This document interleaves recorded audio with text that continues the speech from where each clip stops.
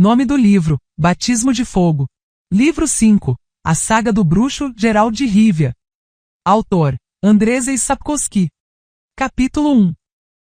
Foi então que a feiticeira disse ao bruxo: eis meu conselho, calce botas de ferro e pegue um bastão de ferro. Vá, com suas botas de ferro, até ao fim do mundo tateando o caminho à sua frente com o bastão, molhando a terra com suas lágrimas. Vá através do fogo e da água, não pare nem olhe para os lados. E quando suas botas e seu bastão de ferro ficarem desgastados, quando o vento e o calor secarem seus olhos de tal maneira que nem uma lágrima sequer consiga verter, eis então que no fim do mundo encontrará aquilo que busca e aquilo que ama. Que assim seja. E o bruxo cruzou o fogo e a água sem olhar para os lados. No entanto, não calçou as botas nem pegou o bastão de ferro. Levou consigo apenas sua espada de bruxo. Não deu ouvidos às palavras da feiticeira. Fez bem, pois ela era má profetisa. Florens Delano e contos e lendas. Entre as árvores ouvia-se o canto dos pássaros. A encosta do leito do riacho estava coberta de uma densa mata de amoras silvestres e berberes, lugar perfeito para nidificar e encontrar alimento. Portanto, não era de estranhar que ali as aves abundassem. Trinavam obstinados os verdilhões, gorjeavam os pintarroxos e os papamoras, ressoava também a cada instante o sonoro pipiar dos tentilhões. O tentilhão canta sempre que está prestes a chover, pensou Milva, olhando automaticamente para o céu. Não havia nenhuma nuvem, mas o tentilhão sempre canta quando vai chover. Aliás, um pouco de chuva até que cairia bem. O ponto em frente à entrada do vale era um local propício para a caça. Oferecia grandes chances de capturar boas presas, especialmente ali, em Brokilon, abrigo de muitos animais. As dríades que governavam a maior parte da floresta quase nunca caçavam, e os seres humanos adentravam-na com menos frequência ainda. Ali o próprio caçador, movido por uma insaciável fome de carne ou cobiçando peles de animais, tornava-se objeto de caça. As dríades de Brokilon não se apiedavam dos intrusos. Milva sentira isso na própria pele. De todo modo, não faltavam animais em Brokilon. Mesmo assim, Milva estava de tocaia havia mais de 2 horas e nada cruzava sua linha de visão. Não podia se movimentar muito, pois a estiagem de meses revestira o solo de folhas e galhos secos que crepitavam a cada passo. Em tais condições, só a absoluta imobilidade resultaria em sucesso. Uma borboleta vermelha pousou na empunhadura do arco. Milva não a espantou. Ao mesmo tempo que observava a maneira como fechava e abria as asas, olhava também para o arco, uma aquisição recente, mas que ainda lhe proporcionava muita alegria. Arqueira por vocação, amava as boas armas. E essa, que tinha nas mãos, era a melhor de todas. Milva tivera muitos arcos na vida. Aprendera a arte de atirar com arcos simples feitos de freixo e teixo, mas os trocara pelos modelos recurvos utilizados pelas dríades e pelos elfos. Os arcos dos elfos eram mais curtos, leves e flexíveis, graças à composição laminada da madeira e ao uso de tendões de animais, eram também mais eficientes do que os de teixo. Uma flecha disparada de um desses arcos atingia o alvo num instante e em trajetória uniforme, o que eliminava, em grande parte, a possibilidade de ser levada pelo vento. O melhor tipo de tais armas, de 4 dobras, os elfos chamavam de Zefar, pois os limbos e a empunhadura representavam esse símbolo rúnico. Milva havia usado Zefares por muitos anos, nem imaginava que pudesse existir um arco que o superasse. Certo dia, porém, encontrou um. Isso aconteceu, obviamente, no mercado litorâneo de Cidaris, famoso pela grande oferta de mercadorias exóticas e raras, trazidas por marinheiros dos rincões mais remotos do mundo, de todos os lugares aos quais chegassem galeões e cocas. Sempre que possível, Milva visitava o mercado para ver os arcos ultramarinos. Foi lá que adquiriu o Zefar que, acreditava, usaria por muitos anos, reforçado com chifre de antílope polido, oriundo de Zerricânia. Considerava-o perfeito, mas só por 1 ano, pois depois desse tempo, no mesmo mercado, na loja do mesmo comerciante, encontrou uma verdadeira joia. O arco era originário do extremo norte. Feito de mogno, tinha envergadura de 62 polegadas, empunhadura balanceada com precisão e limbos laminados e achatados, construídos em camadas intercaladas de madeira nobre e de ossos e tendões de baleia cozidos. O que o diferenciava dos outros arcos expostos no mercado eram a estrutura e o preço. E foi justamente o preço que chamou a atenção de Milva. Entretanto, no instante em que colocou a mão no arco e o testou, pagou, sem hesitar nem barganhar, a quantia pedida pelo comerciante. Eram 400 coroas novigradas. Obviamente, naquele momento não dispunha de valor tão elevado, e para comprá-lo, decidiu sacrificar seu Zefar Zerricano, um fardo de peles de Marta, um medalhão élfico de excelente acabamento e um camafeu de coral incrustado de pérolas de água doce. Mas não se arrependeu. Jamais. O arco era incrivelmente leve e certeiro. Apesar de não ser muito longo, cobria com seus limbos de madeira, tendões e ossos, uma distância considerável. Provido de corda de linho e veludo armada em encaixes dobrados com precisão, atingia, com um estiramento de 24 polegadas, uma potência de 55 libras. É verdade que havia arcos que chegavam a 80, porém Milva achava isso um exagero. Uma flecha disparada de seu arco de baleia com potência de 55 percorria 200 pés no tempo entre 2 batimentos cardíacos. A uma distância de 100 passos, tinha força suficiente para matar num instante não só um servo, mas também um ser humano sem armadura, atravessando-lhe o corpo. Milva, porém, raramente caçava animais maiores do que um servo ou seres de armadura pesada. A borboleta voou. Os tentilhões continuavam a cantar na floresta e Milva permanecia parada sem nenhum alvo à vista. Encostou-se no tronco de um pinheiro e pôs-se a lembrar, só para passar o tempo. Seu primeiro encontro com o bruxo foi em julho, 2 semanas depois dos acontecimentos na ilha de Tanner e de a guerra eclodir em Dioel Angra. De volta a Brokilon após uma ausência de mais de 10 dias, Milva escoltava o que sobrara de um comando de Soyatael derrotado em Temeria durante uma tentativa de invasão do território de Aedir, já envolto em guerra. Os esquilos queriam juntar-se ao levante organizado pelos elfos em Dioel Blatana. Não conseguiram, e se não fosse por ela, estariam mortos. No entanto, encontraram Milva e um refúgio em Brokilon. Assim que chegou, ela foi informada de que Aglais a aguardava com urgência em Kol Serrai. Estranhou um pouco. Aglais era a chefe das curandeiras de Brokilon e o vale profundo de Kol Serrai, cheio de águas quentes e cavernas, um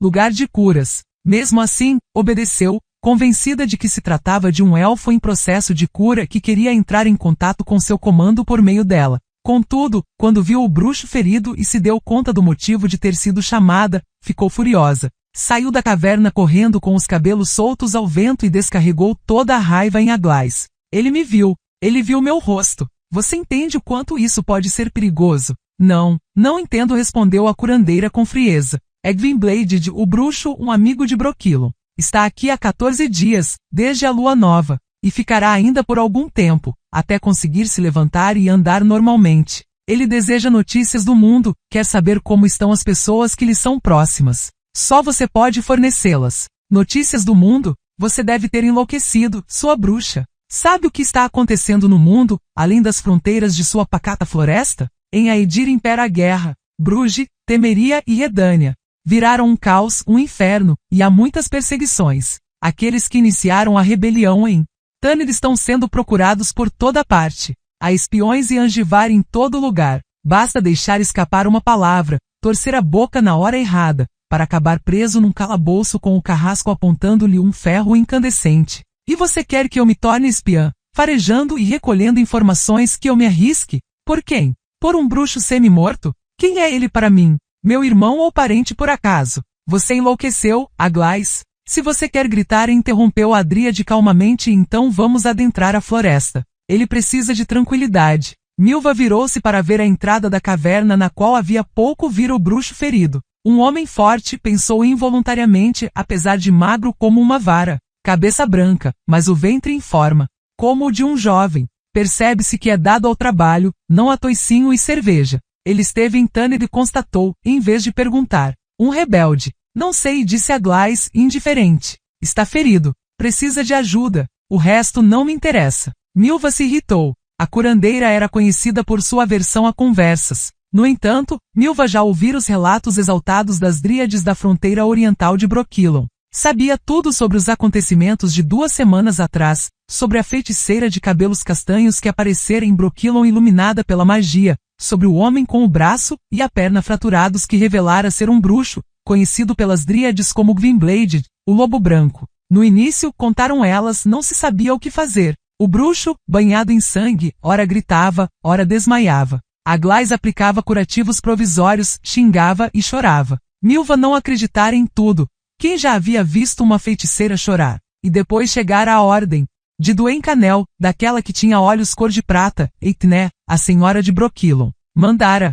Feiticeira embora era a ordem da rainha da floresta das Dríades, e cuidar do bruxo, e assim cuidavam dele, como Milva pôde ver. Ficava deitado na caverna, num buraco cheio de água das fontes mágicas de Brokilon. Seus membros, imobilizados com talas, estavam cobertos de uma grossa camada da planta trepadeira medicinal Coninhael e brotos de confrei roxo. Seus cabelos eram brancos como leite. Estava consciente, embora em geral aqueles que eram tratados com Coninhael ficassem inconscientes e delirantes, a magia falando por meio deles, e então, a voz fria da curandeira tirou-a de seu devaneio. Como vai ser? O que devo dizer a ele? Que vá para o inferno, resmungou Milva, levantando o pesado cinturão, do qual pendiam um saco de viagem e um punhal de caça. E você, Aglais, também vá para o inferno. Como queira. Não posso obrigá-la a nada. Você tem razão. Não pode. Milva foi adentrando a floresta, por entre os escassos pinheiros, sem olhar para trás. Estava com raiva.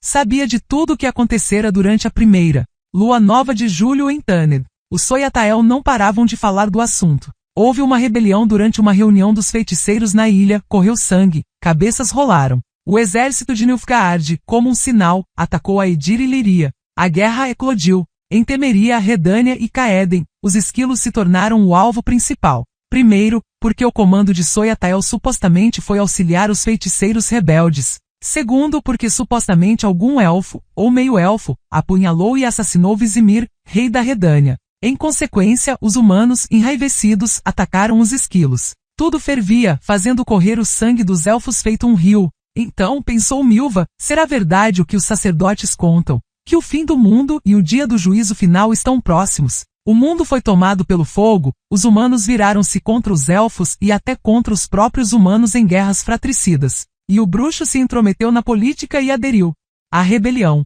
Um bruxo cuja missão é correr o mundo e matar os monstros que ameaçam os humanos.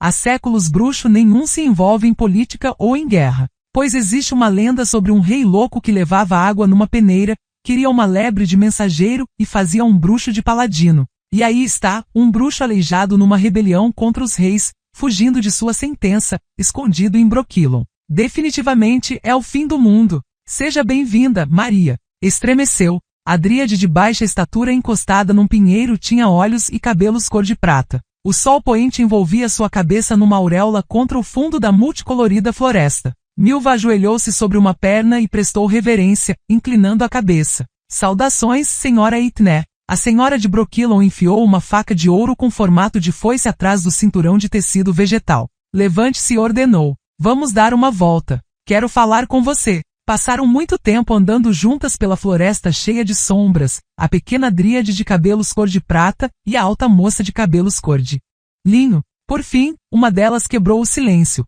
Há muito que não vem visitar do Encanel, Maria.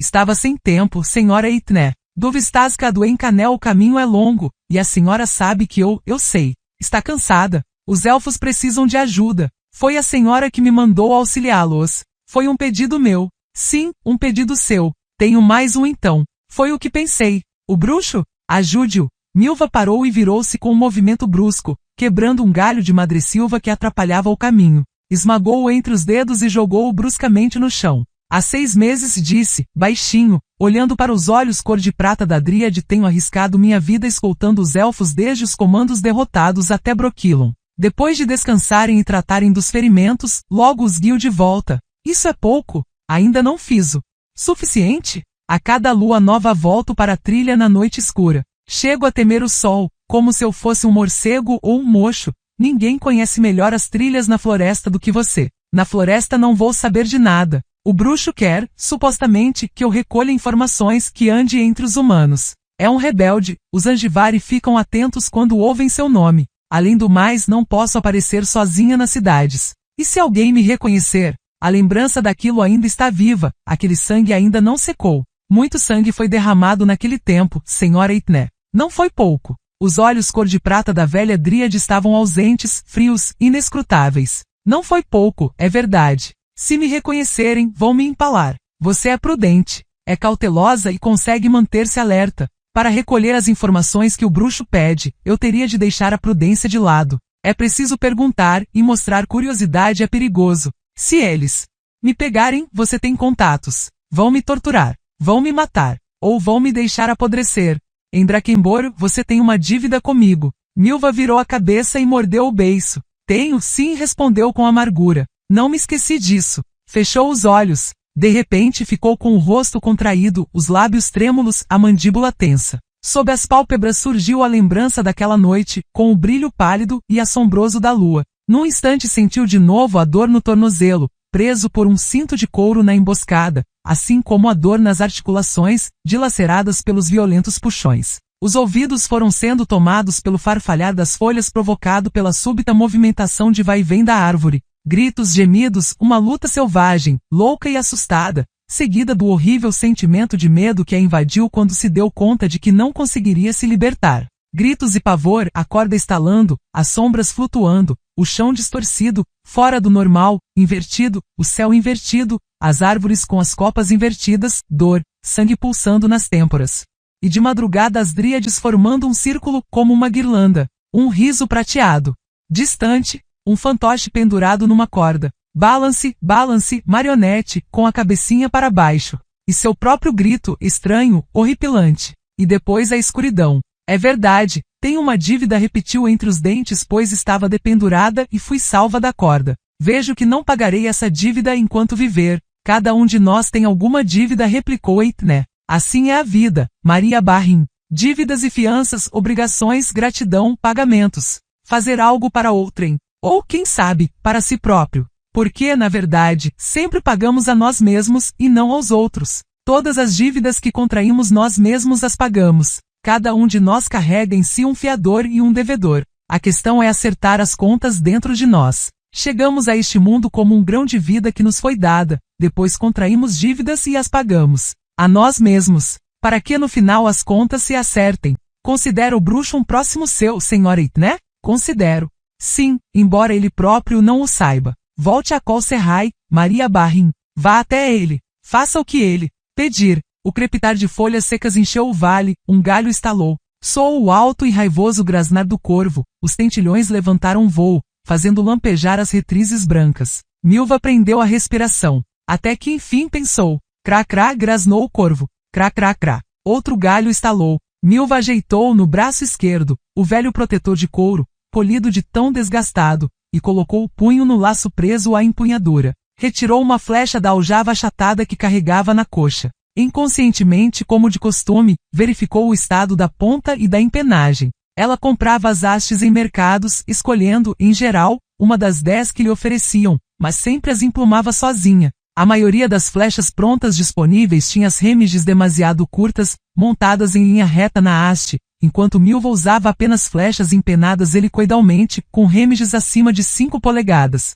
Posicionou a flecha na corda e mirou a entrada do vale e o contorno esverdeado do Berberis localizado entre dois troncos, carregado de bagas de frutos vermelhos. Os tentilhões não se afastaram muito e logo reiniciaram o churear. Venha, Corcinho, pensou Milva, levantando e empinando o arco. Venha, estou pronta. No entanto, o corso desviou o caminho pela encosta, em direção ao pântano e às fontes que abasteciam os riachos que desaguavam no Vistasca. Outro corso saiu do vale. Bonito, devia pesar por volta de 20 quilos. Levantou a cabeça, mexeu as orelhas, virou-se para os arbustos, arrancou algumas folhas. Estava bem posicionado de costas. Se não fosse pelo tronco que bloqueava o alvo, Milva atiraria sem pensar. Se acertasse a barriga, a ponta da flecha atravessaria o corpo e atingiria o coração, o fígado e os pulmões. Acertando a coxa, cortaria uma artéria e o animal morreria em pouco tempo. Ficou esperando com a corda estirada. O corso levantou a cabeça novamente, deu um passo adiante, saiu de trás do tronco e de repente deu meia volta,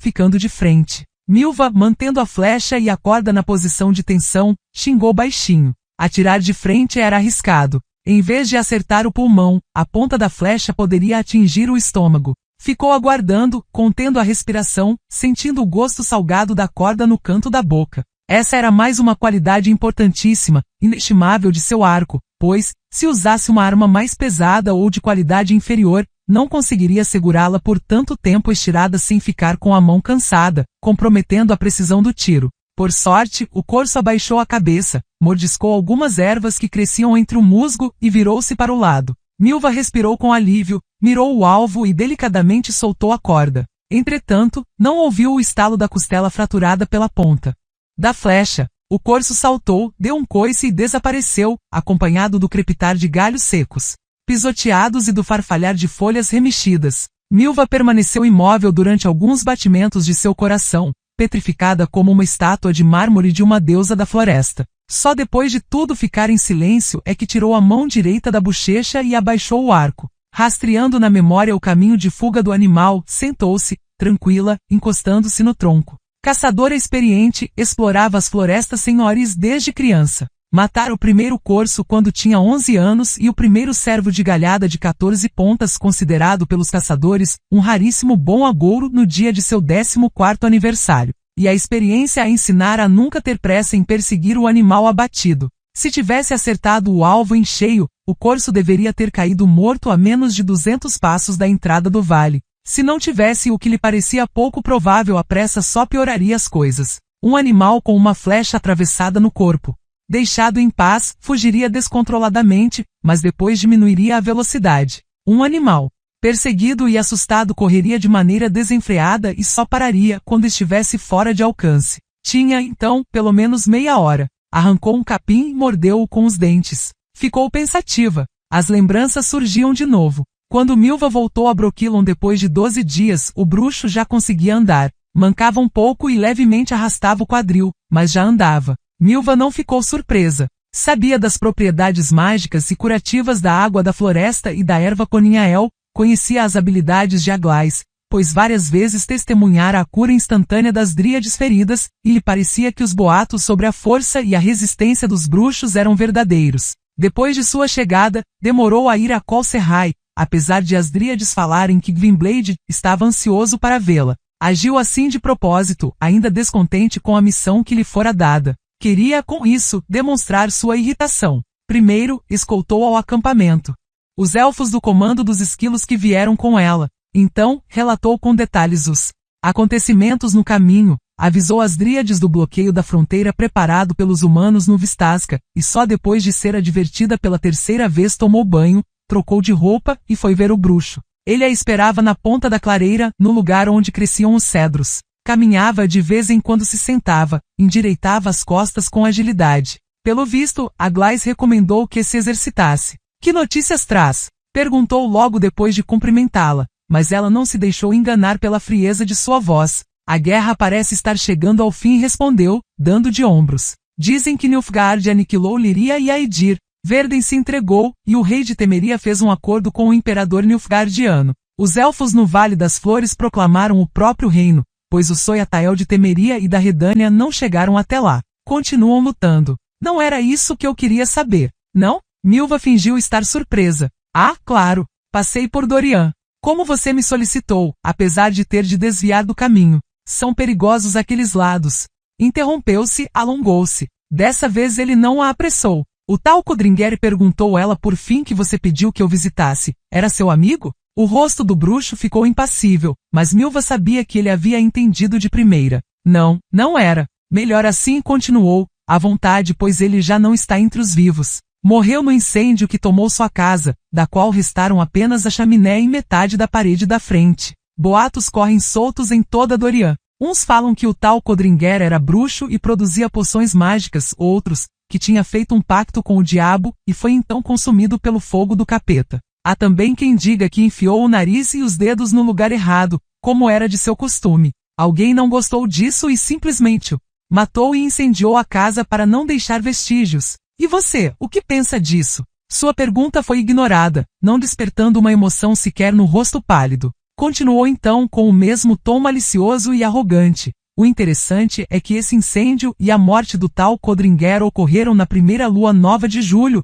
ao mesmo tempo que o tumulto na ilha de Tanner. Exatamente como se alguém suspeitasse de que Codringher sabia algo do motim, e que ia ser perguntado pelos detalhes. Como se alguém tentasse calar-lhe a boca para sempre, silenciar-lhe a língua. O que me diz sobre isso? Ah, estou vendo que não vai dizer nada. Está calado. Então eu é que vou lhe dizer uma coisa. O que você faz é perigoso, essa espionagem e esse interrogatório. Talvez alguém queira calar outras bocas e fechar outros ouvidos além dos de Codringher. É o que penso. Perdoe-me, disse o bruxo após um momento. Você tem razão. Eu a expus ao perigo. Foi uma tarefa arriscada.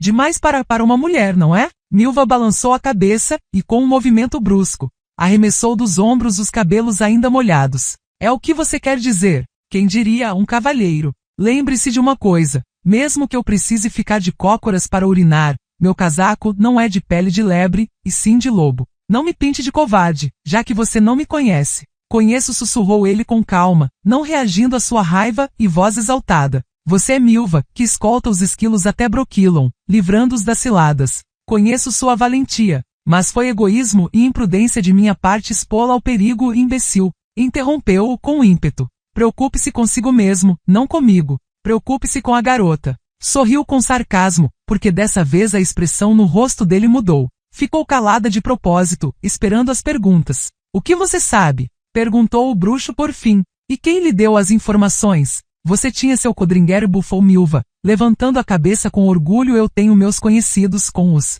olhos atentos e os ouvidos atiçados. Por favor, fale, Milva. Após o alvoroço em Tânede, começou ela. Depois de um momento o tumulto se espalhou por toda parte. A caça aos traidores teve início, especialmente aos bruxos que apoiavam Nilfgaard, como também aos corruptos. Alguns foram pegos, outros sumiram sem deixar vestígio. Não é preciso ser muito inteligente para adivinhar para onde fugiram, sob que proteção foram abrigados. Mas a caça não foi dirigida somente aos bruxos e traidores. Em Tâned, os bruxos rebeldes receberam a ajuda dos esquilos, liderados pelo famoso Faultiarna. Estão à procura dele. Foi dada uma ordem para que cada elfo capturado seja torturado e interrogado sobre o comando de Faultiarna. Quem é esse Faultiarna? É um elfo, um Soyatael. Conseguiu enervar os humanos como poucos. Foi oferecida uma grande quantia por sua cabeça, mas não estão à procura apenas dele. Há também um cavalheiro nilfgaardiano que esteve em Tâned e, diga,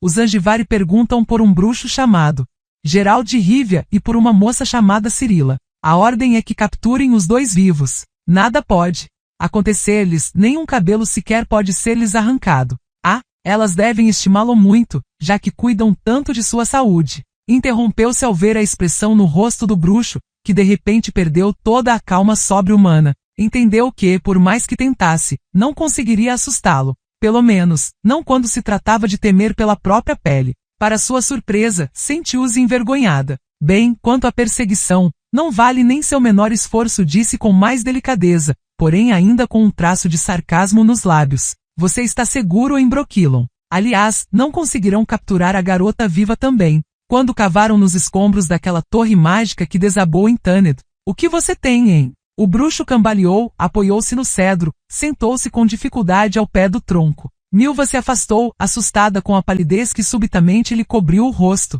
Aglais? Cirsa? Fove? Venham cá, rápido. Droga, parece que vai morrer. Ei, você? De repente Milva entendeu. Não encontraram nada nos escombros. Gritou, sentindo que empalidecia também. Nada. Mesmo que tenham verificado todas as pedras e jogado feitiços, não encontraram nada. Limpou o suor da testa e deteve com um gesto as dríades que chegavam para ajudá-la. Apoiou as mãos nos ombros do bruxo, ainda sentado, e debruçou-se sobre ele de maneira que seus longos cabelos claros cobriram-lhe o rosto pálido. Você me entendeu mal, disse rapidamente, sem nexo, tendo dificuldade em escolher as palavras entre as inúmeras que lhe surgiam na cabeça. Só queria dizer que você me entendeu mal porque eu... Como poderia saber que você... Não era essa minha vontade. Só queria dizer que a garota, que não vão encontrá-la, porque ela sumiu, como aqueles bruxos. Perdoe-me. O bruxo não respondeu, olhava para o lado.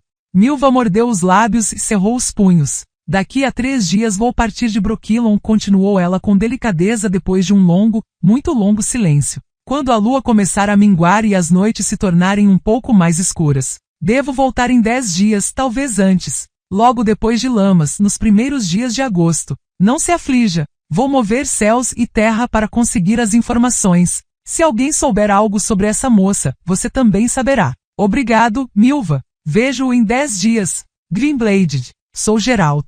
O bruxo estendeu-lhe a mão. Ela a apertou espontaneamente com muita força. Sou Maria Barrin. Com um aceno de cabeça e uma leve sombra de sorriso, ele agradeceu a sinceridade. Ela sabia que o bruxo a havia reconhecido. Tenha cuidado, por favor. Preste atenção a quem você pergunta. Não se preocupe comigo. Você confia em seus informantes? Não confio em ninguém. O bruxo está entre as dríades em Brokilon.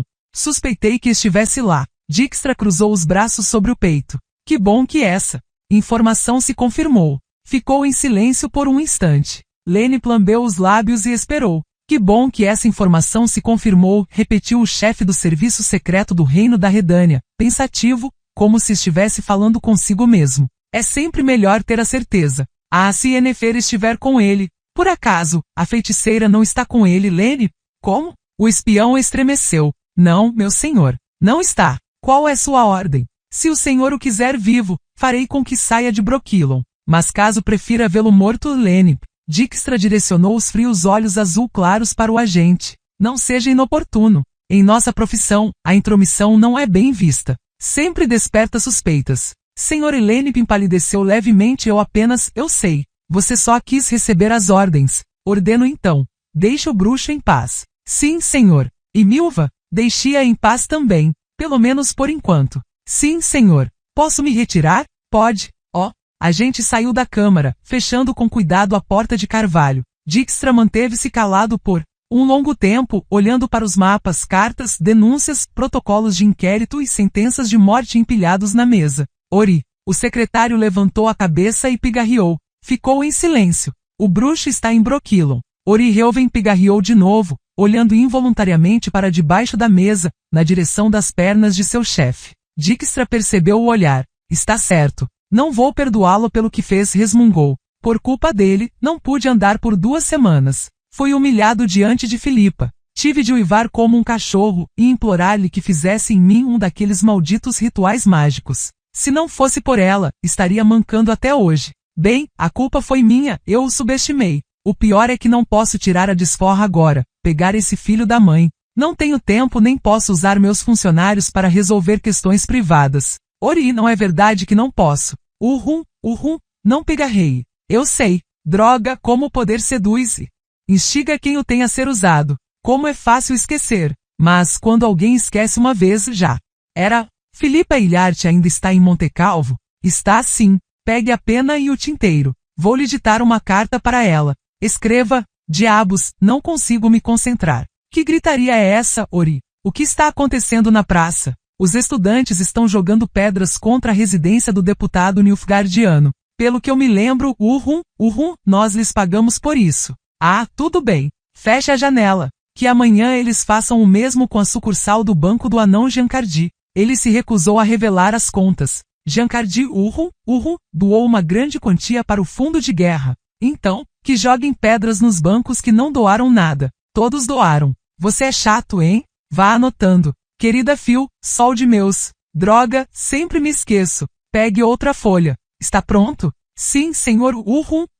Cara Filipa. A senhora Tris Merigold provavelmente está preocupada com o bruxo que foi teleportado por ela de Tanned para Brokilon, mantendo isso em segredo profundo, até de mim, o que me magoou muito. Tranquilize-a, pois o bruxo está bem. Tanto que mandou uma mensageira atrás de pistas da princesa Cirila, essa criatura por quem você se interessa tanto. Nosso amigo Geralt obviamente não sabe que Cirila está em Nilfgaard, onde se prepara para seu casamento com o imperador em Lir. Estou particularmente interessado em que o bruxo permaneça sossegado em Brokilon, por isso vou fazer de tudo para que ele receba essa notícia. Anotou?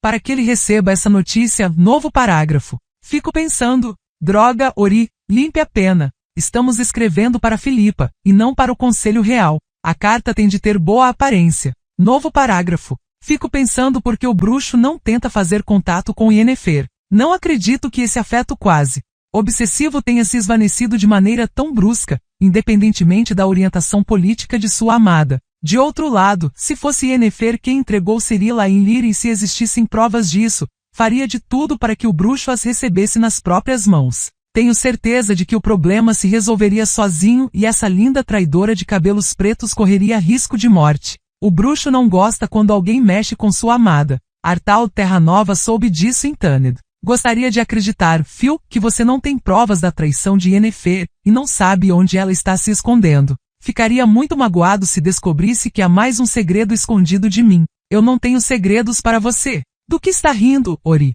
De nada, vá anotando. Eu não tenho segredos para você, Phil, e espero o mesmo em troca. Respeitosamente, etc, etc. Me dê a carta, tenho de assiná-la. Oriheuven cobriu a carta com areia. Dijkstra se ajeitou na cadeira e colocou as mãos na barriga, entrecruzando os dedos e mexendo os polegares em movimentos circulares. Essa milva que o bruxo manda como espiã e perguntou do nada. O que você pode me dizer sobre ela? Ela escolta até Brokilon.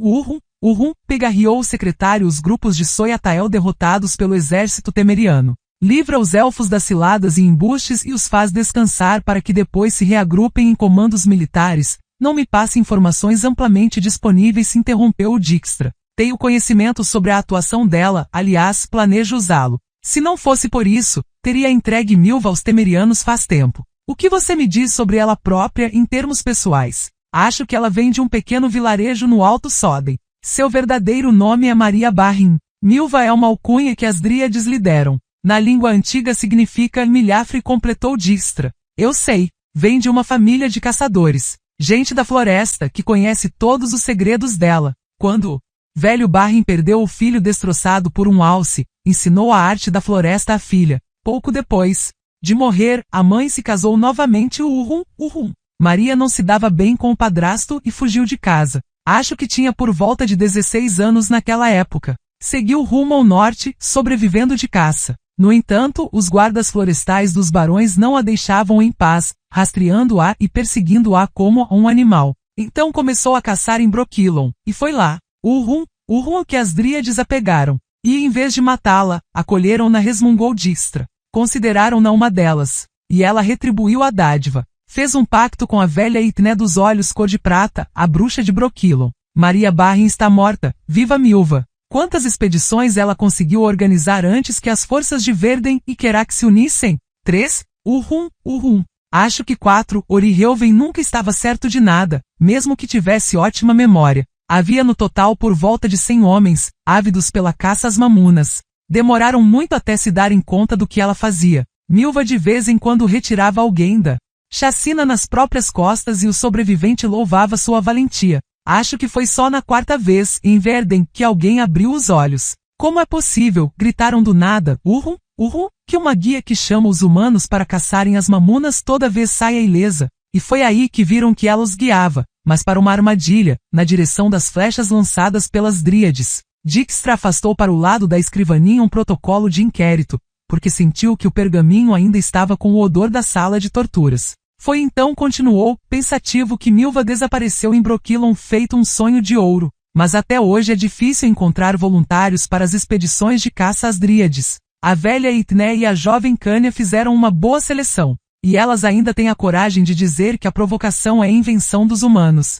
Ou talvez, pigarreou Oriheuven, surpreso pela frase cortada e pelo silêncio prolongado do chefe. Ou talvez agora tenham começado a aprender conosco, terminou o espião friamente, olhando para as denúncias, os protocolos de inquérito e as sentenças de morte. Milva ficou preocupada porque não avistou sangue. De repente, lembrou que o corso dera um passo no momento em que ela lançara a flecha. Dera ou quisera dar, tanto fazia. Ele havia se mexido e a flecha poderia tê-lo acertado na barriga. Milva xingou. Tiro na barriga, maldição e vergonha para um caçador. Que azar! Cuspiu 2 vezes. Sinal de mau agouro. Correu rapidamente para a encosta do vale olhando com atenção entre as amoreiras, os musgos e as samambaias. Procurava a flecha. Com 4 lâminas tão afiadas que cortavam os pelos do antebraço, lançada de uma distância de 50 passos, era impossível não ter atravessado o corpo do corso. Enxergou a flecha, foi até ela e respirou com alívio. Cuspiu 3 vezes, feliz com a sorte. Não deveria ter se preocupado, fora melhor do que havia pensado. A flecha não estava envolvida pelo conteúdo pegajoso e fedido do estômago. Não tinha vestígios da substância rosa e espumante dos pulmões. A haste estava coberta de sangue vermelho escuro intenso. A ponta da flecha atravessara o coração. Milva não precisaria rastejar nem se deslocar furtivamente. Não a esperava uma longa marcha à procura do rastro de sangue deixado pelo corso, que sem dúvida estava morto em algum ponto da mata, a menos de 100 passos da clareira, no lugar onde o sangue o indicasse. Sabia que o animal, atingido no coração, depois de alguns saltos começara a sangrar, e ela o encontraria com facilidade. Depois de 10 passos, achou o rastro e seguiu, novamente tomada por pensamentos e lembranças. Cumpriu a palavra dada ao bruxo. Voltou a Brokilon, antes mesmo do prazo prometido, 5 dias depois da festa da colheita, 5 dias depois da lua nova que, para os humanos, dava início ao mês de agosto. E, para os elfos, ao Lamas, o 7º e penúltimo Savai do ano. Atravessou Vistasca ao alvorecer, ela e 5 elfos. O comando que escoltava contava, a princípio, 9 cavaleiros. No entanto, os soldados de Bruges seguiram seus passos o tempo todo, e, aproximadamente a 8 milhas do rio, o cercaram, só desistindo da investida quando se aproximaram do Vistasca e viram Brokilon surgir na margem direita, através da bruma da alvorada. Os soldados tinham medo de Brokilon. Foi justamente isso o que os salvou. Cruzaram o rio, esgotados e feridos, mas nem todos. Milva trazia notícias para o bruxo, mas achava que ele estava ainda em Col Serrai. Planejava visitá-lo só por volta de meio-dia, depois de repousar o suficiente. Ficou surpresa quando Gwynbleidd surgiu da névoa, como um fantasma. Sem pronunciar uma palavra sequer, ele sentou-se a seu lado, observando-o montar o leito com uma manta sobre uma pilha de galhos. Você está apressado, disse ela com sarcasmo.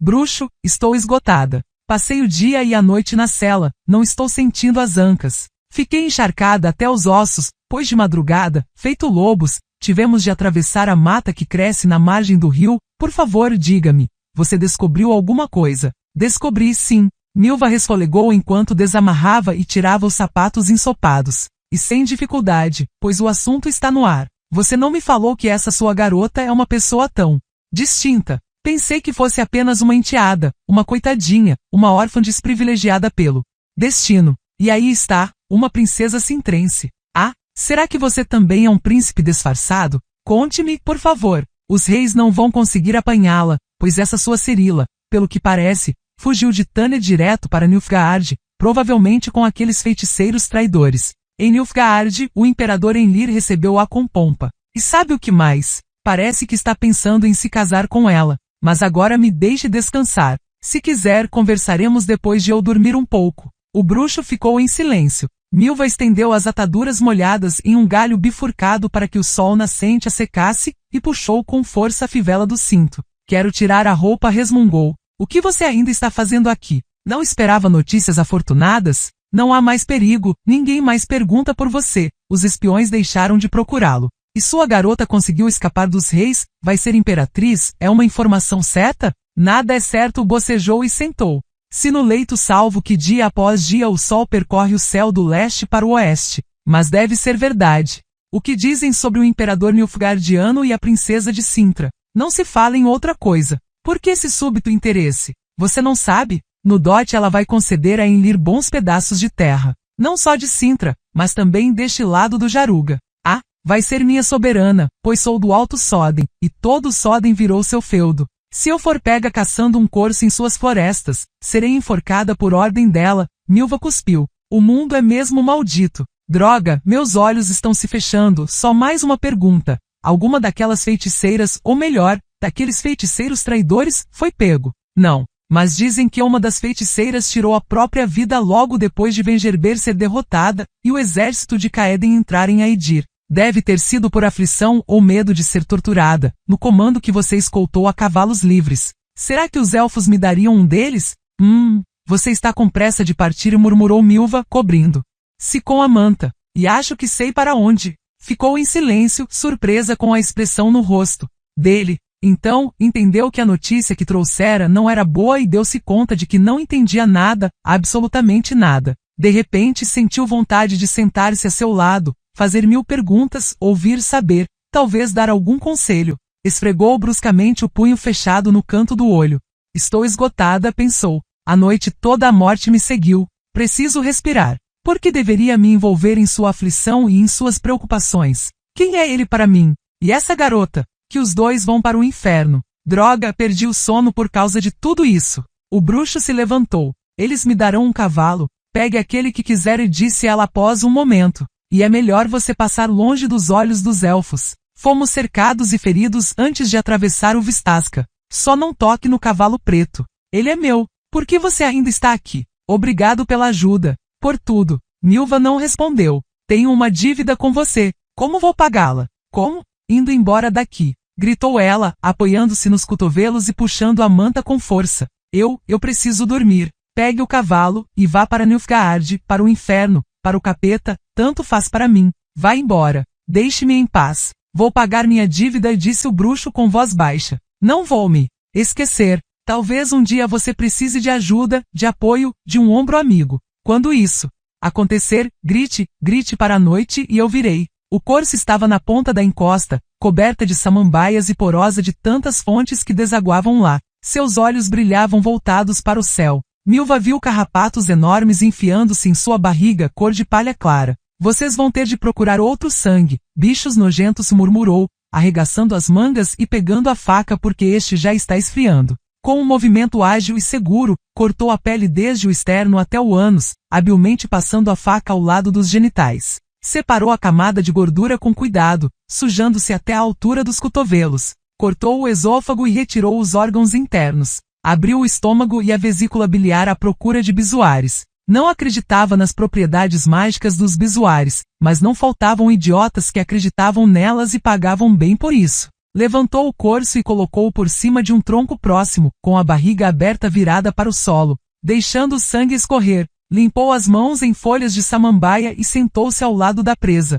Bruxo doido, possuído, sussurrou, olhando para a copa dos pinheiros de Broquilon suspensos uns 100 pés acima de sua cabeça. Você parte para Nilfgaard para resgatar sua garota. Vai para o fim do mundo tomado pelo fogo e nem se lembra de levar comida. Sei que você tem para quem viver, mas tem alguém para sustentá-lo. Os pinheiros, logicamente, não comentaram nem interromperam o monólogo. Fico pensando, continuou Milva, retirando com a faca o sangue de debaixo das unhas, que você não tem nenhuma chance de resgatar essa sua garota. Não conseguirá chegar nem a Nilfgaard, nem ao Jaruga. Acho que não chegará nem mesmo a Soden. E acho que está destinado a morrer. Você tem a morte inscrita nessa sua cara obstinada, nesses seus olhos medonhos. A morte vai apanhá-lo, bruxo doido, vai pegá-lo em pouco tempo. Mas, graças a este corso, não será uma morte de fome. E isso já é um ponto positivo, pelo menos é o que acho. Dijkstra suspirou, discretamente ao ver o embaixador nilfgaardiano entrar na sala de audiências. Shillard Fitz, o Sterling, o enviado do imperador em Lir Varemreis, tinha o costume de conversar na linguagem diplomática e adorava inserir nas frases bizarrices linguísticas inteligíveis só aos diplomatas ou estudiosos. Dijkstra estudara na Academia de Oxenfurt, e apesar de não ter se formado, conhecia as bases do afetado jargão acadêmico. Não gostava de usá-lo, pois, no fundo da alma, detestava a pompa e qualquer forma de cerimonialismo pretensioso. Bem-vindo, Excelência, Senhor Conde. Shillard Fitz Sterling curvou-se de maneira cerimoniosa. Por favor, perdoe-me. Talvez devesse dizer Vossa Alteza Sereníssima? Vossa Alteza Regente? Vossa Mercê Secretário de Estado? Pela honra, Vossa Excelência, os títulos lhe estão sendo proferidos com tanta abundância que realmente não sei qual deles usar para não quebrar o protocolo. Seria preferível, Vossa Majestade, respondeu Dijkstra humildemente. Vossa Excelência sabe bem que a corte faz um rei, pois não? Seria de estranhar que, se eu gritar, pulem, a corte entretogor perguntará, de que altura? Embaixador sabia que Dijkstra estava exagerando, mas não tanto. O príncipe Radovid era menor de idade, a rainha Edvig encontrava-se deprimida por causa da trágica morte do marido, a aristocracia estava amedrontada, desnorteada, dividida em facções e disputas. Quem governava de fato a Redânia era Dijkstra, que conseguiria obter qualquer título que quisesse. No entanto, Dijkstra não queria nenhum deles. Vossa Alteza mandou-me chamar, disse o embaixador após um momento, mas sem o ministro das Relações Exteriores. A que devo associar essa honra? O ministro Dijkstra ergueu os olhos para o teto de madeira, renunciou ao cargo em razão do estado de sua saúde. O embaixador fez um gesto afirmativo com a cabeça. Sabia perfeitamente que o ministro das Relações Exteriores estava preso numa masmorra, e, como era covarde e idiota, sem dúvida confessara a Dijkstra tudo sobre seu conluio com o serviço secreto nilfgaardiano assim que vira as ferramentas de tortura, antes mesmo do inquérito. Sabia que a rede organizada pelos agentes de Vatier de Ridiaux, chefe do serviço secreto imperial, fora dissolvida e que quem puxava as cordas era Dijkstra. Sabia também que essas cordas levavam a ele próprio, mas estava protegido pela imunidade diplomática, e suas responsabilidades o forçavam a continuar o jogo até o fim, especialmente depois das estranhas instruções codificadas enviadas havia pouco à embaixada por Vatier e pelo legista Stefan Selin, o agente imperial para missões especiais. Já que o sucessor ainda não foi nomeado, continuou Dijkstra, cabe a mim a ingrata tarefa de informar que Sua Excelência foi considerado persona non grata no reino da Redânia. O embaixador curvou-se. Sinto muito, disse que as suspeitas que estremeceram as relações diplomáticas entre os dois países tenham sido provocadas por assuntos não diretamente ligados nem ao reino da Redânia, nem ao Império de Nilfgaard. O Império não tomou nenhum tipo de ação hostil contra a Redânia, exceto o bloqueio de nossos navios e de nossas mercadorias na foz do Jaruga e nas ilhas de Celilege,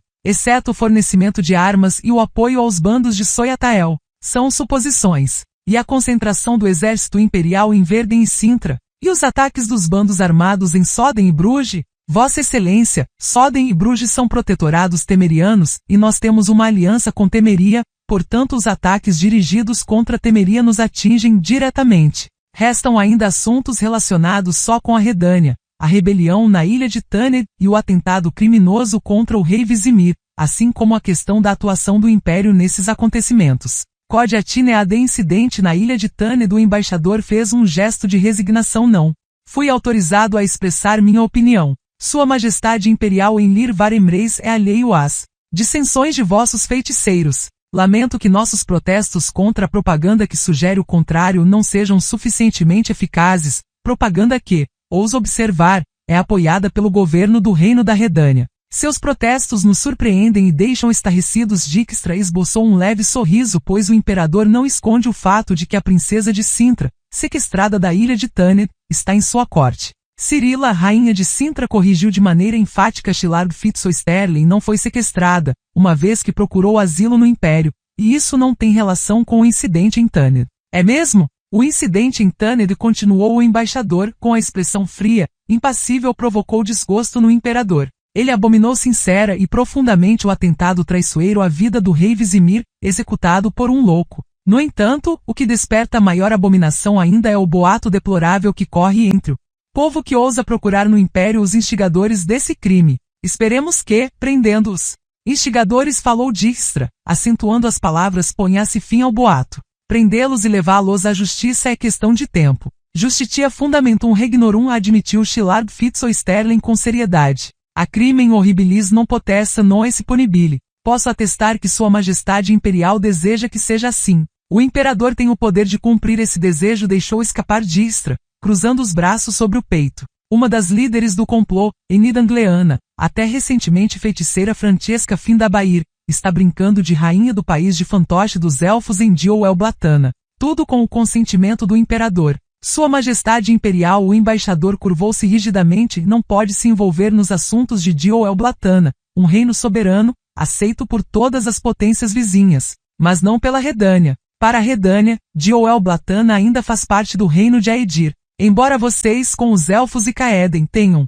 dividido Aedir em pedaços, embora em Liria não tenha ficado lapis super lapidem, é cedo demais para vocês tirarem esses reinos do mapa. Cedo demais, Excelência. Mas este não é o lugar nem a hora para discutir sobre isso. Deixe Francesca Findabair reinar por enquanto, a hora da justiça chegará. E os outros rebeldes e organizadores do atentado ao rei Vizimir? O que fazer com Vilgefortz de Rogeven, com Yennefer de Vengerber? Há premissas para suspeitar que, depois do golpe de estado mal sucedido, os dois fugiram para Nilfgaard. Asseguro, o embaixador ergueu a cabeça, que não foi assim. E se isso acontecesse, garanto que seriam punidos. Eles não cometeram nenhum delito contra vocês, portanto não é sua responsabilidade puni-los. O imperador em Lir manifestaria o verdadeiro desejo de justiça, que constitui fundamentum regnorum, entregando-nos os criminosos. Não se pode negar o fato de que seu pedido seja justo, concordou Shilard Fitzosterling, disfarçando um sorriso aflito. No entanto, primo, essas pessoas não estão no Império.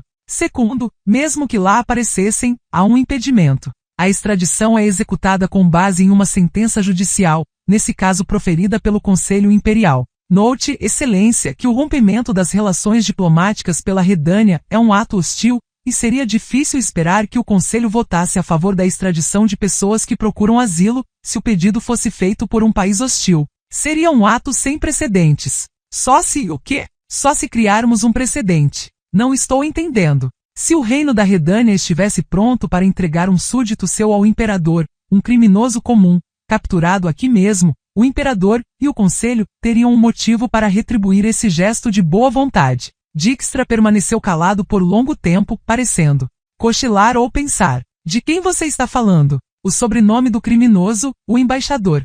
Fingiu que estava tentando lembrar. Afinal, abriu a pasta de Guadamecim e retirou um documento. Perdoe-me, excelência, mas memoria fragilis est. Tenho-o aqui. É um certo Cair Mavrdyffrryn a Epsialash. Foram feitas graves acusações contra ele. Está sendo procurado por assassinato, deserção, raptus puellale, estupro, roubo e falsificação de documentos. Foi para o exterior fugindo da ira do imperador. Para a Redânia, escolheu um longo caminho. Excelência Shillard Fitz-Oesterling sorriu levemente. Ele não limita seus interesses apenas à Redânia. Não tenho a menor sombra de dúvida que se esse criminoso fosse preso em qualquer um dos países aliados, Vossa Excelência o saberia pelos relatórios de seus numerosos conhecidos. Pode repetir o nome desse facínora? Cair Mavrdyffrryn a Epsialash. Dijkstra permaneceu calado por um bom tempo, fingindo recorrer à memória. Não disse finalmente. Não prendemos ninguém com esse nome.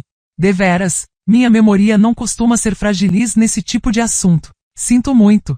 Excelência. Eu também, respondeu Shillard Fitz-Oesterling friamente, sobretudo pelo fato de não poder, em tais condições, executar a extradição de criminosos. Não vou mais aborrecer Vossa Excelência. Desejo-lhe saúde e sorte. Igualmente. Passe bem, Excelência. O embaixador curvou-se uma série de vezes de maneira complicada e cerimoniosa e saiu. Pode me beijar no sempiternum meum, seu pão duro, murmurou Dijkstra, cruzando os braços sobre o peito. Ori, saia daí. O secretário, vermelho de tanto segurar o pigarro e a tosse, saiu de trás da cortina. Filipa ainda está em Montecalvo? Está, urrum. Está lá com as senhoras Laux-Santilli, Merigold e Metz. Daqui a 1 ou 2 dias a guerra pode eclodir. A qualquer momento a fronteira do Jaruga vai ser tomada pelo fogo, e elas se fecharam em um castelo abandonado. Pegue a pena e escreva. Querida Phil. Droga. Escrevi. Cara Filipa. Muito bem. Continue. Talvez você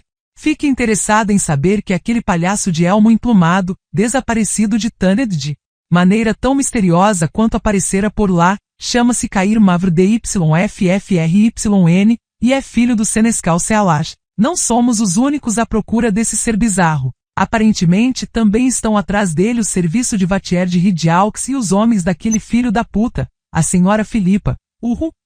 Não gosta de palavras desse tipo. Escrevi. Daquele canalha. Pode ser. Daquele canalha Stefan Selling. Você e eu sabemos, querida Phil, que o serviço secreto de Enlir está à procura só daqueles agentes e emissários dos quais Enlir prometeu se vingar. Daqueles que, em vez de cumprir as ordens ou morrer, traíram e desobedeceram. As coisas parecem bastante esquisitas, pois tínhamos certeza de que as ordens desse tal Cair eram de prender a princesa Cirila e levá-la para Nilfgaard. Novo parágrafo. Esse assunto tem despertado em mim suspeitas estranhas, embora plausíveis, assim como teorias surpreendentes, mas não desprovidas de sentido.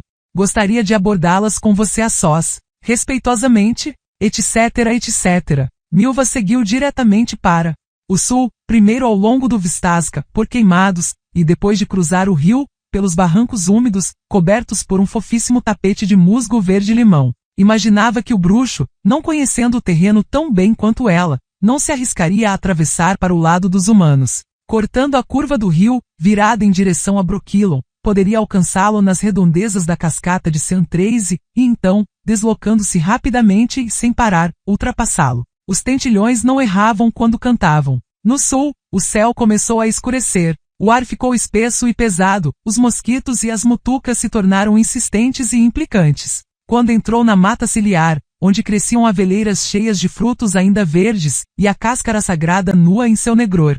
Sentiu a presença de alguém. Não ouviu, apenas sentiu. Sabia que eram os elfos. Deteve o cavalo para que os arqueiros escondidos na mata pudessem olhar bem para ela. Segurou a respiração com a esperança de que não se precipitasse. Uma mosca zumbia sobre o corso estendido na garupa do cavalo. Farfalhar de folhas. Um assobio baixinho. Milva assobiou em resposta. Os Soyatael saíram da mata feito fantasmas. Foi quando Milva pôde respirar normalmente. Conhecia-os. Pertenciam ao comando de Coineas Derrel. Ael disse, descendo do cavalo. Que SSVA? NASS, respondeu secamente o elfo, cujo nome ela não lembrava. Caem. Havia outros acampados ali perto, na clareira. Eram aproximadamente 30 elfos, mais do que no comando de Coineas. Milva ficou surpresa. Nos últimos tempos, os destacamentos dos esquilos tendiam a diminuir, não a crescer, e os comandos com os quais ela tivera contato eram grupos de maltrapilhos ensanguentados. E febris que mal se sustentavam nas celas e quase não se mantinham em pé. Esse comando, porém, era diferente. Sead Coineas cumprimentou ela o comandante, que se aproximava. Sead-mil Sorká. Sorká, irmãzinha. Era assim que a chamavam aqueles com quem mantinha amizade quando queriam expressar respeito e simpatia, sem contar que eles tinham vivido muitos invernos, a mais do que ela, muitos mesmo. No início, para os elfos, ela era apenas uma Dhoin, uma humana. Depois, quando já os ajudava com regularidade, passaram a chamá-la de Aenvoed-Biana, a moça da floresta, e mais tarde, conhecendo-a melhor, de Milva ou Milhafre. Seu verdadeiro nome, que ela revelava só aos mais próximos, retribuindo gestos semelhantes, não lhes caía bem. Pronunciavam-no Meária, fazendo uma leve careta, como se em sua língua houvesse associações pouco agradáveis, e automaticamente começaram a usar a forma Sorká. Para onde vão? Milva olhou com mais atenção, mas não viu nem feridos nem doentes. Para a 8ª milha? Para Brokilon? Não. Desistiu de fazer mais perguntas, conhecia-os bem. Olhar apenas. Algumas vezes para os rostos imóveis, concentrados, observar a calma exagerada e ostensiva com que arrumavam o equipamento e as armas, mirar uma única vez o abismo dos olhos profundos era o suficiente. Sabia que se preparavam para a luta. No sul, o tempo fechava ainda mais. E para onde você vai, Sorká? Perguntou Coineas. Depois deu uma olhada para o corso estendido no cavalo e soltou um leve sorriso. Para o sul respondeu friamente para desfazer o engano. Rumo a Drieshut. O elfo deixou de sorrir. Pela margem dos humanos? Pelo menos até Seantraze. Deu de ombros, indiferente. Na altura das cascatas com certeza voltarei para o lado de Brokilon, porque virou-se ao ouvir relinchos. Outros Soyatael se juntavam ao comando, já impressionantemente numeroso. Milva conhecia melhor ainda os que chegavam. Ciara, exclamou, não escondendo o espanto. Toroviel, o que estão fazendo aqui? Mal os levei até Brokilon e vocês já, Escreasa, Sorká, disse Ciara a Epdearbe sério. A atadura que cobria sua cabeça estava ensanguentada. Tem de ser assim, repetiu Toroviel enquanto desmontava com cuidado para não machucar o braço preso em uma tipoia. Recebemos notícias. Não podemos permanecer em Brokilon quando todos os arcos disponíveis são necessários. Se eu soubesse a Muousse não teria me esforçado tanto por vocês. Não teria me arriscado na travessia do rio. As notícias chegaram ontem à noite, explicou Toroviel, baixinho. Não podemos numa hora dessas deixar nossos companheiros de armas. Não podemos, entenda, Sorká. O céu escurecia cada vez mais. Dessa vez, Milva ouviu claramente um trovão à distância. Não vá para o sul, Sorká aconselhou Coineas Derrel. Uma tempestade se aproxima. O que uma tempestade pode me interrompeu-se, olhando para ele com mais atenção. Ah, então essas foram as notícias que receberam? Nilfgaard, não é? Estão atravessando o Jaruga em Soden. Vão atacar Bruges? Por isso vocês estão se preparando para partir? O elfo não respondeu. Cerado. Mesmo jeito que Indioel Angra. Ela olhou para seus olhos escuros. O imperador Nilfgaardiano os usará de novo para pegar os humanos na retaguarda com espada e fogo. E depois ele fará as pazes com os reis e vocês serão arrasados. O fogo que vocês atiçarem os consumirá. O fogo purifica e fortalece. É preciso passar por ele. Aeniel-Ael, El-Ea Sorká. Em sua língua, batismo de fogo. Prefiro outro fogo. Milva desamarrou o corso e jogou-o no chão aos pés dos elfos. Aquele que faísca na grelha. Peguei-no para não ficarem fracos de fome durante a marcha. Eu não preciso mais dele, você não vai para o sul, vai? Vou sim. Vou, pensou, e depressa. Preciso avisar o tolo do bruxo, alertá-lo sobre a confusão em que está se metendo. Tenho de fazê-lo. Retornar. Não vá, Sorká. Deixe-me em paz, Coineas. Uma tempestade se aproxima, repetiu o elfo. Vem uma grande tormenta. E um grande fogo. Refugie-se em Brokilon, irmãzinha, não vá para o sul. Você já fez o suficiente por nós, não precisa fazer mais nada. Nós é que precisamos. Ested, esse Creasa. Nossa hora chegou. Adeus. O ar estava espesso e pesado. O encanto por teleprojeção era complicado. Elas tiveram de fazê-lo juntas, unindo as mãos e os pensamentos. Mesmo assim, foi necessário um esforço sobrenatural, porque a distância também não era pequena. As pálpebras fechadas de Felipa e Ilhart tremiam, Tris Merigold ofegava, A testa alta de Keira Metz estava coberta de gotas de suor. Só no rosto de Margarita Laux-Santilli não havia sinal de cansaço. De repente, a câmara mal iluminada ficou muito clara e um mosaico de lampejos cobriu o escuro revestimento de madeira das paredes. Uma bola de brilho leitoso flutuava sobre a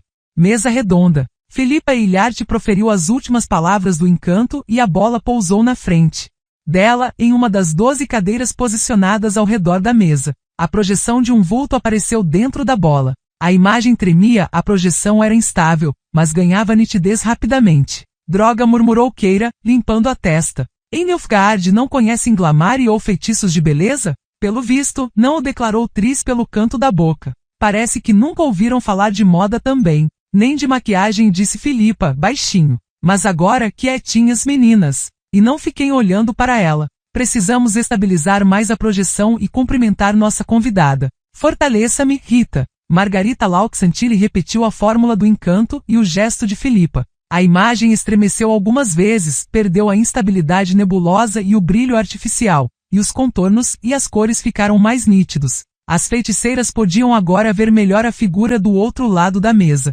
Tris mordeu os lábios e piscou para Keira significativamente. A mulher da projeção tinha rosto pálido, de tez feia, olhos vagos, sem expressão, lábios finos, sem cor, e nariz levemente adunco. Usava um estranho chapéu cilíndrico, um tanto amassado, e sob sua borda estiravam-se cabelos escuros, aos quais faltava frescor. Parecia pouco atraente e descuidada, sensação realçada pelo vestido preto, solto e sem formato, bordado no ombro com linha de prata desfiada. O bordado retratava uma meia-lua rodeada de estrelas. Era o único adorno exibido pela feiticeira nilfgaardiana. Philippa Hilliard levantou-se. Procurou não expor excessivamente as joias, as rendas e o decote. Venerada senhora Ciri disse, bem-vinda a Montecalvo. Estamos muito contentes por ter aceitado nosso convite. Fiz isso por curiosidade, respondeu a feiticeira de Nilfgaard com uma voz surpreendentemente agradável e melodiosa, ajeitando o chapéu com um gesto involuntário. Tinha mãos finas com manchas amarelas, unhas quebradas e irregulares, evidentemente roídas. Só por curiosidade repetiu, cujas consequências podem ser catastróficas. Para mim, gostaria de pedir um esclarecimento. Vou passar a ele imediatamente, Philippa acenou com a cabeça, dando um sinal às outras feiticeiras. Mas primeiro, permita-me recorrer às projeções das outras participantes da reunião e fazer uma apresentação mútua. Peço-lhe um pouquinho de paciência. As feiticeiras de novo juntaram as mãos e reiniciaram o encanto. O ar na câmara tiniu como uma corda de aço estirada e uma neblina luminosa desceu do teto, cobrindo a mesa e enchendo o espaço com sombras tremeluzentes. Sobre 3 das cadeiras desocupadas surgiram esferas de luz pulsante, e dentro delas vultos começaram a tomar forma. A primeira a manifestar-se foi Sabrina Glevice, usando um vestido turquesa decotado de forma ostentosa com uma enorme gola rígida e levantada que sublinhava a beleza de seus cabelos presos por um diadema de brilhantes. Ao lado dela, do brilho da projeção, surgiu Sheala de Tancarville, vestida de veludo negro bordado com pérolas e chale de pele de raposa. A feiticeira de Nilfgaard lambeu os lábios. Nervosamente. Aguarde a chegada de Francesca, pensou Tris, quando você a vir, ratazana. Preta, seus olhos vão saltar das órbitas. Francesca Findabair não decepcionou, nem pelo opulento vestido cor de sangue de boi, nem pelo penteado estruturado, nem pelo colar de rubis, nem pelos olhos de corça intensamente maquiados à moda élfica. Bem-vindas, senhoras, disse Philippa ao Castelo Montecalvo, onde me permiti convidá-las para discutir alguns assuntos de grande importância. Lamento o fato de estarmos reunidas por teleprojeção, mas o encontro em pessoa não seria possível por causa do tempo, da distância e da situação em que todas nós nos encontramos. Sou Philippa Hilliard, senhora deste castelo. Por ser a anfitriã e ter tomado a iniciativa para organizar este encontro, vou apresentar todas as presentes. À minha direita está Margarita Laux-Santilli, reitora da escola de Aretusa. À minha esquerda, Tris Merigold Maribori Keira Metz de Carreiras. A seguir, Sabrina Glevice de Arcarrai. Sheala de Tancarville veio de Creiden, em Covir. Francesca Findabair, conhecida também como Enida Angleana, atual senhora do Vale das Flores. E, finalmente, a Ciri Varanaid de Vicovaro, no Império de Nilfgaard. E agora eu me despeço. Gritou Sabrina Glevice, apontando para Francesca com a mão cheia de anéis. Você abusou, Philippa. Não pretendo ficar sentada à mesma mesa com essa maldita elfa, ainda que em forma ilusória. O sangue nos muros e no piso de Garstan ainda não secou, e foi ela quem o derramou, ela e Vilgefortz. Gostaria de pedir que mantenhamos a boa educação. Filipa apoiou-se com as duas mãos na beira da mesa e o sangue frio. Ouçam o que eu tenho a dizer. Não peço mais nada. Quando eu terminar, cada uma de vocês decidirá por ficar ou ir embora. A projeção é voluntária, podemos interrompê-la a qualquer momento. A única coisa que peço é, caso alguém decida ir embora, que mantenha o encontro em segredo. Sabia. Sabrina se mexeu com tanto ímpeto que por um momento saiu da projeção. Um encontro secreto. Acordos clandestinos. Ou seja, um complô. E parece óbvio contra quem foi armado. Está zombando de nós, Filipa? Você pede que mantenhamos um segredo diante de nossos reis e colegas, os quais não achou conveniente convidar. E aí está Enid Findabair, que reina em Dioal Blatana com a graça de Enlir Varemreis, a rainha dos elfos que apoiam Nilfgaard ativamente e com armas. Mas ainda constato pasmada, nesta sala, a projeção da feiticeira de Nilfgaard. Desde quando os feiticeiros de Nilfgaard deixaram de praticar a subordinação cega e o servilismo escravo perante o imperador? De que segredos estamos falando? Se ela está aqui, só pode ser mediante o consentimento e o conhecimento de Enlir, por ordem dele, como seus olhos e ouvidos. Contexto disse, calmamente a Ciri Varanaid. Ninguém sabe que estou participando deste encontro. Foi-me pedido que mantivesse segredo, mantive-o e vou mantê-lo. Isso é de meu próprio interesse, pois, se o segredo fosse revelado, minha cabeça não seria poupada. É assim que funciona o servilismo dos feiticeiros no Império. Eles têm uma escolha, servilismo ou cadafalso. Eu tomei o risco. Nego o fato de estar aqui como espiã. Posso comprová-lo apenas de uma forma, com minha morte. É só quebrar o segredo pelo qual a senhora Ilyart apela. Basta a notícia sobre nosso encontro sair desses muros que perco minha vida. Para mim, quebrar o segredo também poderia ter consequências pouco agradáveis. Francesca sorriu com graça. Você tem uma bela oportunidade de revanche, Sabrina. A revanche virá de outra maneira, elfa. Os olhos negros de Sabrina lampejaram chamas agourentas. Se o segredo for revelado, definitivamente não será por minha causa ou imprudência. Você está sugerindo alguma coisa? Claro, intrometeu-se Filipa. Claro que Sabrina está sugerindo. Está lembrando delicadamente a todas minha cooperação com Sigismund Dijkstra. Como se ela própria não mantivesse contato como o serviço secreto do rei Henselt. Há uma diferença, resmungou Sabrina. Eu não fui amante de Henselt por 3 anos. Nem do serviço secreto dele. Basta, cale-se. Tem meu apoio de súbito, pronunciou-se com voz alta Sheala de Tancarville. Cale-se, Sabrina. Basta de Taned, de escândalos amorosos e de espionagem. Não vim aqui para presenciar disputas, nem para ouvir ressentimentos e despeito mútuos. Tampouco estou interessado em fazer o papel de mediadora, e se fui convidada para isso, declaro que foi em vão. Pois suspeito de que participo desta reunião em vão, de que estou perdendo meu tempo reservado com sacrifício para meu trabalho de pesquisa. No entanto, vou conter minhas pressuposições. Proponho dar a palavra a Filipa Ilyart para que saibamos finalmente o objetivo de nosso encontro e o papel que devemos desempenhar aqui. Decidiremos então, sem emoções desnecessárias, se continuaremos o espetáculo ou se fecharemos a cortina. A descrição, é óbvio, tem de ser mantida por todas. Do contrário, eu, Sheala de Tancarville, pessoalmente farei as indiscretas pagarem as consequências. Nenhuma das feiticeiras se moveu ou contestou. Tris não duvidou nem por um instante da advertência feita por Sheala. A solitária feiticeira de Kovir não tinha o costume de jogar palavras ao vento. Nós lhe passamos a palavra, Filipa, e peço a todas as excelentíssimas senhoras reunidas aqui que mantenham silêncio até Filipa avisar que terminou. Filipa Ilyart levantou-se. Com um movimento, seu vestido farfalhou. Estimadas companheiras, disse, a situação é séria. A magia está ameaçada. Os trágicos episódios em Taned, os quais me voltam à memória com pesar e relutância, comprovaram que os efeitos de centenas de anos de uma cooperação aparentemente sem conflitos podem ser desperdiçados se prevalecerem os interesses próprios e as ambições egoístas. Hoje estamos diante da perturbação da ordem pública, do caos, da hostilidade mútua e da desconfiança. Os acontecimentos estão saindo do controle. Para recuperá-lo e impedir um cataclismo incontrolável, é preciso retomar o timão desse navio abalado pela tempestade. Eu, a senhora Laux-Antille, a senhora Marigold e a senhora Metis já discutimos o assunto e chegamos a um acordo. Não basta reconstruir o capítulo e o conselho, arruinados em Taned. Além disso, não há ninguém para restabelecer ambas as instituições, e, mesmo que outras fossem construídas, nada garante que não seriam contagiadas pela mesma doença que destruiu as anteriores. Deve ser fundada uma nova organização secreta, que servirá só aos assuntos relacionados com a magia e que fará de tudo para evitar um cataclismo. Pois se a magia perecer, este mundo perecerá também, do mesmo jeito que, há séculos, o mundo desprovido de magia e do progresso assegurado por ela será tomado pelo caos e pela escuridão, mergulhará em sangue e barbaridade. Convidamos todas as senhoras presentes a participar ativamente de nossa iniciativa, a dar sua contribuição à equipe secreta proposta.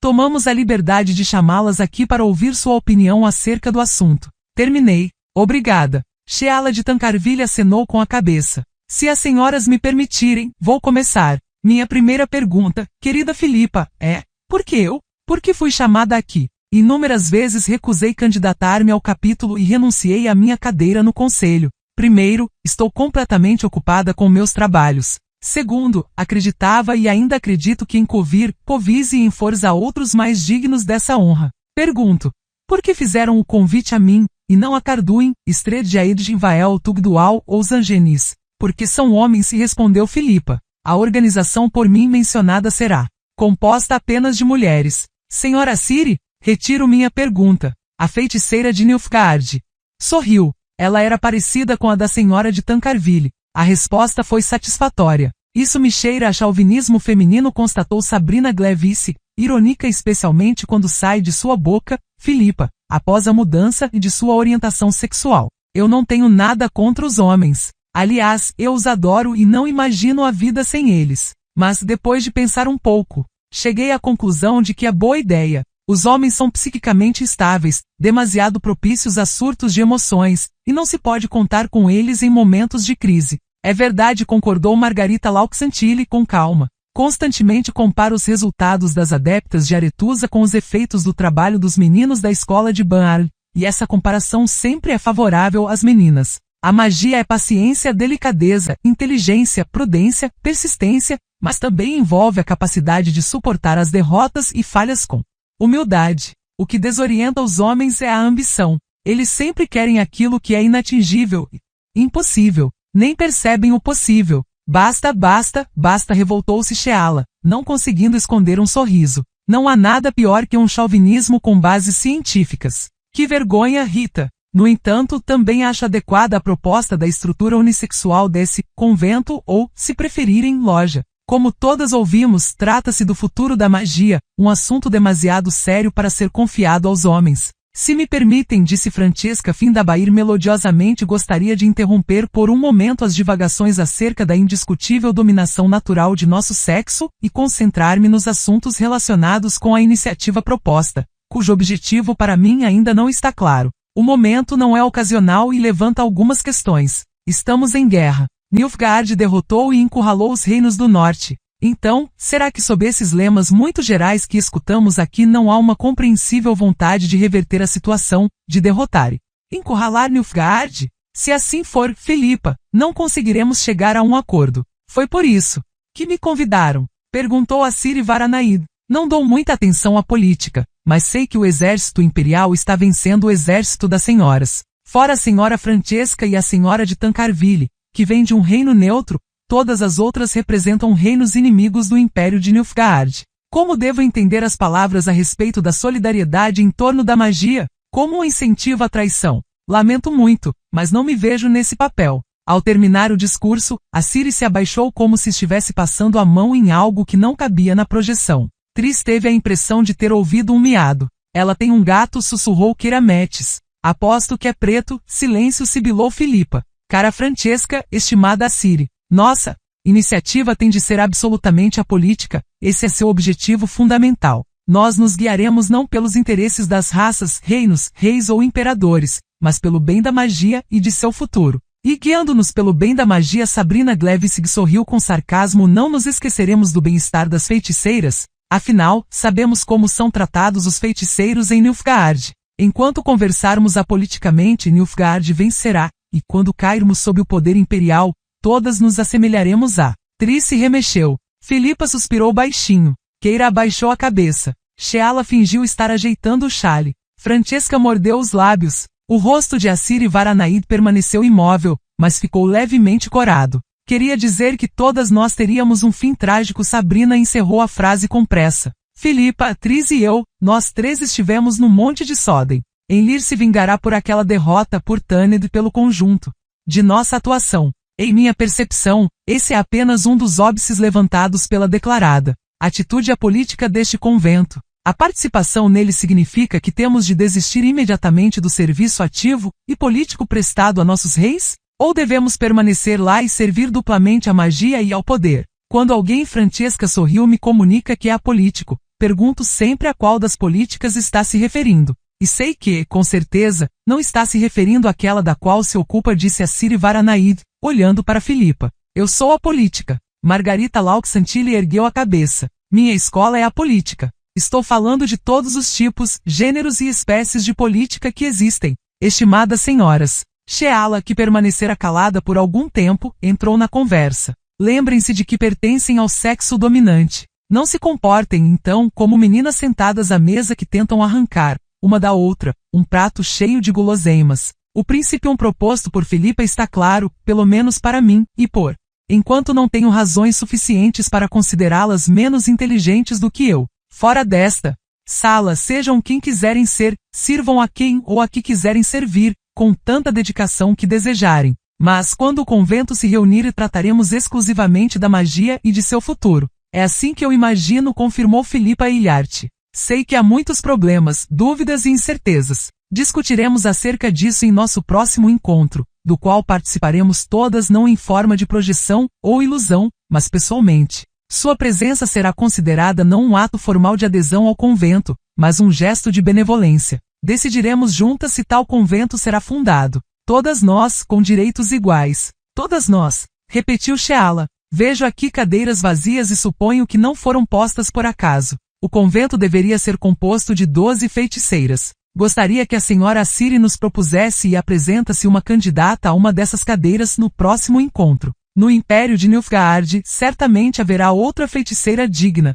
Francesca, sugiro que o segundo lugar seja ocupado por alguém de sua escolha, para que não se sinta sozinha como a única que tem sangue élfico puro. E o terceiro? Enida Angleana ergueu a cabeça. Peço 2 vagas. Tenho 2 candidatas. Alguma das senhoras tem algo contra esse pedido? Caso não, estou de acordo. Hoje é o 5º dia de agosto, o 5º dia depois da lua nova. Caras companheiras, nós nos encontraremos novamente no 2º dia após a lua cheia, daqui a 14 dias. Espere, interrompeu a Sheala de Tancarville. Uma das vagas ainda está desocupada. Quem será a 12ª feiticeira? Esse será o primeiro problema abordado pela loja. Filipa sorriu misteriosamente. Daqui a 2 semanas, direi quem deve ocupar a 12ª cadeira, e decidiremos juntas como fazer com que ela aceite. Ficarão surpresas com a candidata, pois ela não é uma pessoa comum, estimadas companheiras. É a morte ou a vida, a destruição ou o renascimento, a ordem ou o caos.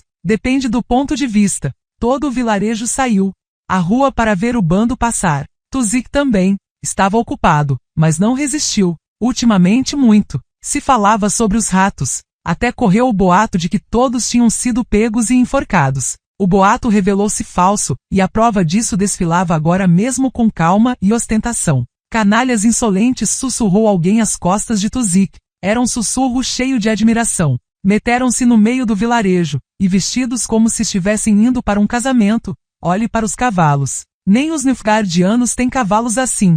São cavalos roubados. Os ratos tiram os cavalos de todo mundo. Hoje em dia é fácil vender um cavalo, mas eles deixam os melhores para eles próprios. Esse na frente, vejam, é Giseleiro, o comandante. E ao lado dele, na égua castanha, é aquela elfa, chamam-na de Faísca. Um vira-lata saiu correndo de trás da cerca e começou a latir, passando entre as patas da frente da montaria de Faísca. A elfa sacudiu a crina escura, virou o cavalo, abaixou-se e fustigou o cachorro com um chicote. O vira-lata uivou e rodopiou 3 vezes, e Faísca cuspiu nele. Tuzik deixou um palavrão escapar pelos dentes. Os que estavam ao lado ainda sussurravam, apontando com descrição para os ratos que seguiam cavalgando a passo calmo pelo vilarejo. Tuzik ouvia porque não podia fazer outra coisa. Conhecia as fofocas e os boatos tão bem como os outros e adivinhava sem dificuldade que aquele com cabelos cor de palha até os ombros, mordendo uma maçã, era Kayleigh, o de ombros largos, Ace, e o de casaco curto bordado, Reef.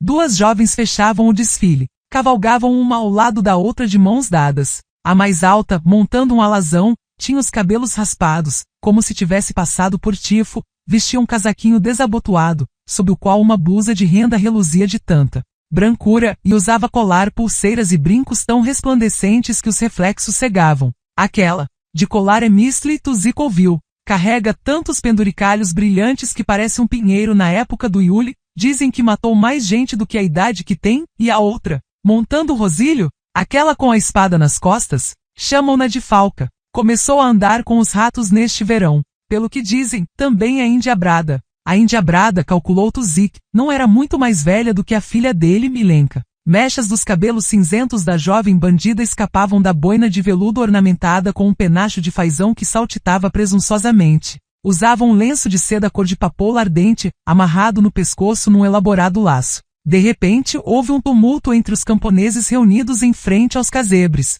Giselier, que liderava o bando, deteve o cavalo, e com um gesto descuidado, jogou aos pés da velha Miquica, apoiada num cajado, um saquinho tilintante. Que os deuses cuidem de você, filhinho misericordioso, bradou ela. Que tenha saúde, nosso benfeitor que... A risada escancarada de faísca ensurdeceu a fala confusa da velha. A elfa apoiou o pé direito no estribo com ar de basófia, colocou a mão no bolso e jogou um punhado de moedas por entre o povo. Reef e Ace seguiram seu exemplo. Uma verdadeira chuva de prata caiu sobre a rua arenosa. Kayleigh, às gargalhadas, lançou o resto da maçã na multidão tumultuada que corria atrás das moedas. Benfeitores, nossos salvadores, que a dola os encha de graças. Tuzik não correu atrás dos outros, não caiu de joelhos para pegar as moedas jogadas na areia e nas fezes das galinhas. Permaneceu próximo à cerca, olhando para as jovens que passavam lentamente diante dele. A mais nova, aquela de cabelos cinzentos, notou-lhe o olhar e a expressão no rosto. Soltou a mão da de cabelos raspados, fincou as esporas no cavalo, e aproximou-se dele, empurrando-o contra a cerca, quase raspando-o com o estribo. Tuzik viu seus olhos verdes e estremeceu. Havia neles muita maldade e ódio frio. Deixe, Falca, gritou a de cabelos raspados, sem necessidade, pois a bandoleira de olhos verdes ficou satisfeita só em empurrá-lo contra a cerca. Depois, foi em direção aos outros ratos, sem olhar para trás. Benfeitores, salvadores, Tuzik cuspiu. À tarde, os negros, os temerosos cavaleiros do forte localizado ao pé de Fenhaspra, tomaram o vilarejo. As ferraduras retumbavam, os cavalos relinchavam, as armas tilintavam. O alcaide e os camponeses interrogados mentiam obsessivamente, desviando a perseguição para a direção errada. Ainda bem que ninguém perguntou nada para Tuzik. Ouviu vozes quando voltou do pasto e passou pelo jardim. Reconheceu o pipilar das gêmeas do carroceiro Garb e os falsetes vacilantes dos filhos dos vizinhos. E a voz de Milenka. Estão brincando, pensou. Viu-a sair de trás da casinha onde guardava a lenha. Ficou paralisado. Milenka, sua única filha viva, sua menina dos olhos, carregava nas costas um pau imitando uma espada. Estava com os cabelos soltos cobertos por uma touca de lã na qual enfiara uma pena de galo, e usava no pescoço um lenço que pertencia à sua mãe, amarrado num elaborado laço. Os olhos dela eram verdes. Tuzik até então nunca tinha batido na filha, nunca tinha usado a cinta paterna. Essa foi a primeira vez. Relampejou e trovejou no horizonte. O vendaval raspou como um ancinho a superfície do Vistasca. A tempestade está chegando, pensou Milva. E depois da tempestade o tempo vai piorar. Os tentilhões não erraram. Esporeou o cavalo. Se quisesse alcançar o bruxo antes da tempestade, tinha de se apressar.